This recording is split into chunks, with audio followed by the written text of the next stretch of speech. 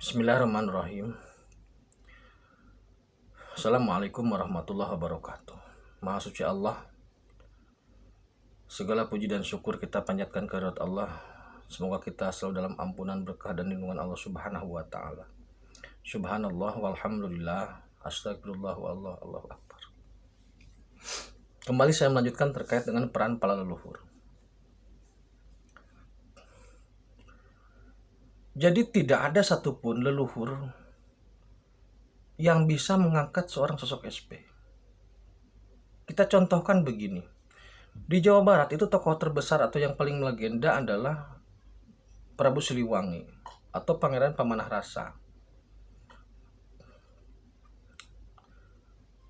Apakah mungkin seorang Kanjeng Prabu Siliwangi mengangkat seorang SP? Yang mana SP ini dikonsepsikan sebagai sosok yang akan memimpin Nusantara bahkan dunia. Jawabannya tidak mungkin. Kenapa demikian? Seandainya Prabu Siliwangi mengangkat seorang sosok menjadi SP atau Ratu Adil, maka Jawa Tengah, Jawa Timur, dan yang lainnya protes. Jadi kapasitas Kanjeng Prabu Siliwangi, sekaliber Kanjeng Prabu Siliwangi, itu tidak memungkinkan untuk mengangkat seorang manusia menjadi sosok SP. Sekaliber Kanjeng Prabu Siliwangi. Oleh karena itu, maka eyang-eyang atau mbah-mbah yang di bawah Kanjeng Prabu Siliwangi jelas tidak mungkin.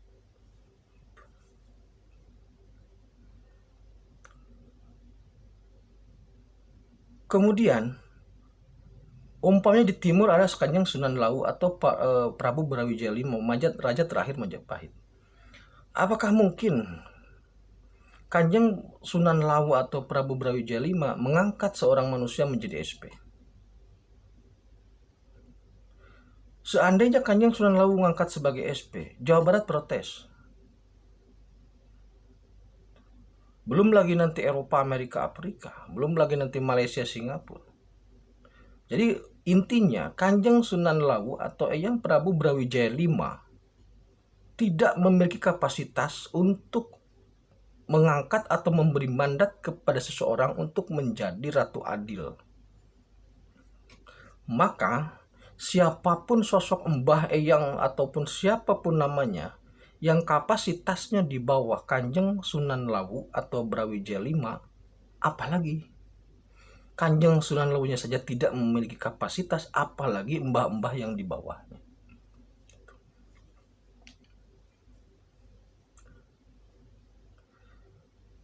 Di tengah umpamanya Kanjeng Sultan Hadiwijaya di Jawa Tengah. Sekaliber Kanjeng Sultan Hadiwijaya saja tidak mampu.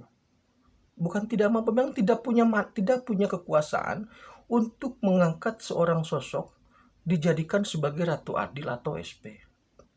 Tidak memiliki kekuasaan, tidak memiliki hak untuk melegitimasi seorang SP. Apalagi ini selevel raja loh. Sultan Hadiwijaya itu raja, Kanjeng Prabu Siliwangi raja, Kanjeng Sunan Lawu itu raja-raja besar. Tidak memiliki kapasitas untuk mengangkat seseorang menjadi SP. Apalagi mbah-mbah yang di bawahnya, eyang-eyang yang di bawahnya.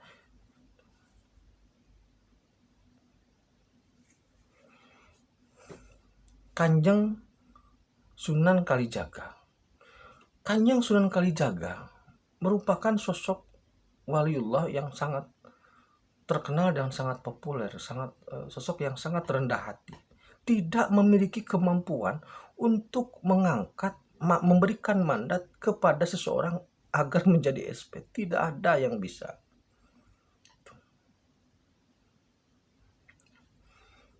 Beberapa waktu yang lalu saya sudah sampaikan bahwasanya Wahyu Cakraningrat itu memang ada pada Kanjeng Sunan Kalijaga. Tetapi mandat pengangkatan seseorang menjadi SP itu bukanlah pada Kanjeng Sunan Kalijaga. Nogo Sastro Nagarunting itu ada sekarang di Kanjeng Sunan Lawu. Tapi untuk mengangkat sosoknya, Kanjeng Sunan Lawu tidak bisa. Apa yang saya maksudkan adalah dalam reinkarnasi karya besar ini, dalam reinkarnasi karya besar Allah Subhanahu wa Ta'ala, karya besar tokoh masa lalu dalam mewujudkan keagungan Allah, Hanya Allah lah yang berhak, yang memiliki kapasitas untuk mengangkat siapapun yang dia kehendaki. Kenapa saya tegaskan kembali hal ini? Karena ada mindset yang berpikir bahwasanya saya mendapat bisikan dari Mbah Anu, saya mendapat mandat tugas dari Eyang Anu. Jika tugasnya itu positif, mending, tetapi hati-hati. Karena apa? Karakteristik jin itu adalah untuk mengambil pahala-pahala Anda. Ketika saudaraku semua berpikir itu adalah mandat yang benar, itu adalah bisikan yang benar, kemudian menjalankan dengan mengikuti mandat atau bisikan itu, maka nilainya nanti kosong. Ibadah yang saudara lakukan, ibadah amal soleh yang saudara lakukan, itu nanti pahalanya jong karena disandarkan pada bisikan makhluk-makhluk itu. Siapa? Jin. Udah saya pastikan itu jin. Selevel setan bukan, itu jin. Karena kalau memang itu benar leluhur-leluhur saudara, berarti dia pun sebenarnya kesulitan dan membutuhkan doa-doa dari saudara. Kalau dia di akhiratnya dalam posisi senang atau sejahtera, tidak mungkin akan turun kecuali atas perintah Allah. Dan orang yang Allah perintahkan untuk turun itu kalibernya bukan main-main. Sekali lagi, jika memang itu benar leluhur Anda yang turun, berarti dia kemungkinannya adalah membutuhkan tambahan amal. Karena kalau dia sudah sejahtera di alam akhirat, dia tidak akan turun kecuali atas perintah Allah atau dalam waktu tertentu saja. Tidak membimbing seperti itu. Yang bisa membimbing seperti itu jin atau leluhur yang membutuhkan amal. Dan Allah hanya akan menurunkan sosok untuk membimbing manusia itu, sosok yang memiliki kapasitas dan kaliber yang tinggi, bukan ecek-ecek. Jadi reinkarnasi karya tokoh-tokoh besar seperti halnya Prabu Siliwangi, Gajah Mada, kemudian Prabu Brawijaya V, ini diorganisir oleh seseorang yang mandatnya langsung dari Allah gitu loh. Kalau mandatnya tidak langsung dari Allah, siapapun orangnya atau siapapun yang mengangkatnya, kalau bukan mandat langsung dari Maha Pemilik, tidak mungkin bisa menyelesaikan persoalan. Kalau persoalan itu tingkat RT, tingkat RW, bisikan dari mbah masih mungkin bisa. Tapi kalau sudah kaliber nasional bahkan internasional, mbah mana yang sanggup? Kanjeng Sunan mana yang sanggup? Tidak bisa. Harus langsung Sang Maha Owner, Sang Maha Pemilik Jagat Raya yang turun. Jadi kalau Anda menerima mandat, Anda tinggal bercermin. Saudaraku tinggal bercermin. Mandatnya dari siapa? Kalau bukan dari langit, itu dari jin. Itu saja. Jangan tertipu oleh mega drama atau oleh mega sinetron yang jin itu lakukan. Ada saya yang menerima mandat dari siapa? Dari Kanjeng Ratu Selatan. Ratu Selatan itu di ring SP itu ring 3. Saya dapat mandat dari mana? Dari mana? Tidak ada mandat untuk menyelesaikan persoalan sekarang ini, untuk membangun kejayaan Nusantara, menegakkan agama tauhid dan menjadikan dunia seperti surga. Mandatnya hanya dari Allah Subhanahu wa taala. Siapapun orangnya yang sudah menembus langit, ada kemungkinan dia yang menerima mandat. Kalau Sang Hyang itu tembusnya cuma sampai alam jin, tidak bisa tembus ke langit berikutnya. Jadi siapapun yang menerima mandat langsung dari Allah, dialah yang berhak untuk memimpin jagat raya ini. Untuk mengorganisir, mensinergiskan, mengharmoniskan tatanan alam ini. Bukan dari mbah-mbah yang tidak jelas. Hati-hati dengan hal itu, karena bisa jadi manis tapi sebenarnya meracuni. Seandainya memang mandat atau bisikan itu isinya baik, lakukan, tapi harus hati-hati. Tetapi seandainya itu isinya itu menjerumuskan, harus cepatnya istighfar atau berlindung kepada Allah. Ini bukan masalah membereskan jagat raya, ini bukan urusan sepele bukan urusan ecek-ecek gitu loh. Jadi kalau saudaraku bertanya apakah ada peran leluhur? Ada, pasti ada. Tapi leluhurnya satu, yang dulu memiliki mahakarya atau masterpiece dari selama perjalanan hidupnya. Contoh Gajah Mada, itu ada perannya nanti bareng Sunan Lawu atau bareng Eyang Prabu Reja V. Kalau di masa hidupnya dulu tidak memiliki peran, ya sekarang pun tidak akan memiliki peran di spirit gitu loh. Jadi apakah leluhur itu ada? Ada. Tapi orang yang dulu memiliki karya-karya besar. Dan itu pun tidak semuanya diambil. Kenapa demikian? Satu, cukup dengan perwakilan saja. Jadi ada semacam, kalau di teori politik itu ada kantong-kantong masalah begitu. Semisal untuk kelompok Majapahit itu nanti diakomodir atau dipegang oleh Kanjeng Sunan Lawu. Jadi Hayam Wuruk, Gajah Mada semua di situ. Damar Wulan semua di situ.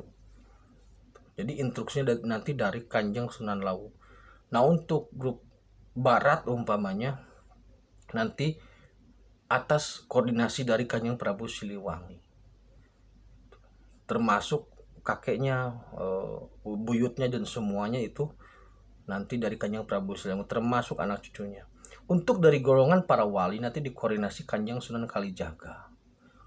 Untuk dari tengah, Jawa Tengah nanti dikoordinasi oleh Ki Kebo Kenongo dan Kanjeng Sultan Hadiwijaya, Joko Tingkir, Mas Karebet. Jadi peran leluhur itu ada. Kenapa demikian? Karena Allah menghendaki itu untuk membantu, mendukung dari alam spirit terhadap terwujudnya tegaknya agama tauhid di muka bumi ini, menjadikan dunia seperti surga. Bukan hanya membangun kejayaan Nusantara, tapi menjadikan dunia seperti surga. Jadi apakah leluhur ada peran? Ada. Tapi itu pun dipilih. Siapa yang milih? Yang punya, ownernya yang milih langsung. Tapi prinsipnya reinkarnasi karya itu ada, dan karya-karya itu kembali dijalankan oleh tokoh-tokoh yang dulu menjalankannya. Demikian ya terkait dengan peran leluhur. Jadi dewa-dewa Sang Hyang, raja-raja moksa sudahlah, karena di spirit itu semua sudah jelas siapa yang bermasalah, siapa yang terlibat permasalahan dengan jin, dengan siluman, siapa yang mentok, siapa yang masuk ke sono, semua sudah jelas. Semua sudah jelas. Seperti halnya di dunia, ada menteri yang bersih, ada menteri yang korupsi. Walaupun jabatannya tinggi, ada yang korupsi, ada yang bersih, segala macam. Dari kalangan ulama juga di alam dunia sama. Ada yang soleh, ada yang salah, dan sebagainya. Jadi di spirit semua terlihat dengan jelas begitu. Oleh karena itu, saudaraku, untuk menyambut karya agung Allah ini, hati-hati, jangan terjerumus atau terjebak dengan bisikan-bisikan gaib. Jangan bangga dibisiki oleh hal gaib. Apa bangganya? Kalau dibisiki oleh kekasih, bangga, enak. Kalau dibisiki oleh alam gaib, kok bangga? Jangan bangga berteman atau berkumpul atau bergumul dengan jin. Karena jin itu kalau dia baik, dia menggerogoti, parasit amal kita. Kalau dia jahat, jelas menjerumuskan ke neraka, itu pasti. Jangan bangga punya kesaktian dari jin. Jadi itu para leluhur itu adalah itu, ada di karisma kewalian itu, hanya yang itu yang terlibat. Tokoh-tokoh itu yang menjadi koordinator. Mbah-mbah, eyang-eyang, sang hyang tidak ada. Sabdo Palon tidak ada. Semar tidak ada. Demikian yang dapat saya sampaikan. Tetap berlindung kepada Allah, beriman dan beramal soleh. Terima kasih. Khairul kalam. Assalamualaikum warahmatullahi wabarakatuh.